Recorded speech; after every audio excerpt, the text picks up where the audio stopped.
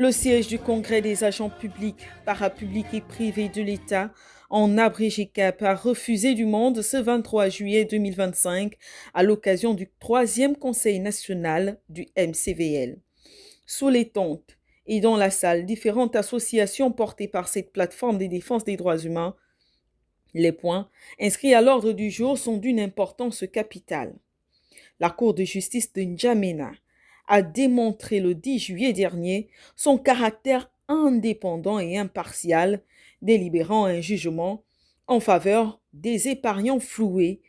de la microfinance BR-SAL contre la COBAC, l'État gabonais, reconnaissant la responsabilité de plusieurs autres entités,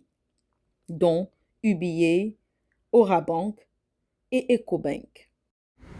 Le présent Conseil national tient ses assises au moment où les 18 000 membres du CAP regroupés au sein du bureau de Noé et l'ensemble des volontaires sont à la croisée des chemins après une course de vitesse et de fond qui aura duré près de 10 ans. Notre affaire a été inscrite après la tenue d'une commission technique au rôle et débattue conformément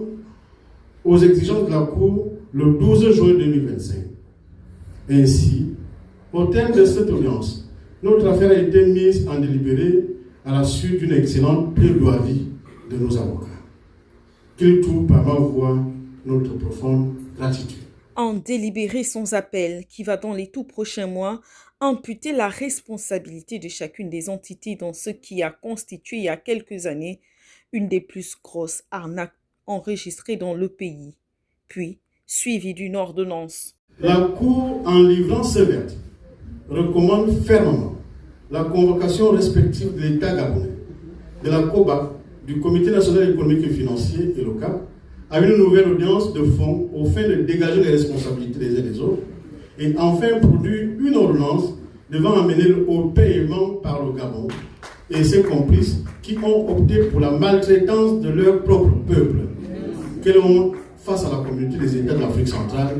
et celle internationale. Autre date, c'est le 10 novembre 2025, la date qui nous amènera à récupérer notre document et passer à la BSCO. 32 milliards de francs CFA à payer, puis 17 milliards en dommages et intérêts. La lumière au bout du tunnel commence à être visible pour ces pères et mères de famille qui ont confié cette patate chaude à une entité, un homme intègre qui n'a ménagé aucun effort ni cédé à aucune des nombreuses intimidations pour venir en aide à ses compatriotes. Emmanuel Vemba, humble et modeste, a tenu à féliciter les efforts de tous. Après notre trajet difficile et parsemé d'embûches, au cours duquel les responsables du CAP ont été traités de tous les noms, escrocs, vendeurs d'illusions, menteurs, etc., nous voici pratiquement à la fin du processus. Autrement dit, à la fin de ce parcours judiciaire, car la Cour vient de démontrer son indépendance et son impartialité. La restitution des avancées quant au dossier BR-SAL n'est pas le seul point inscrit à l'ordre du jour.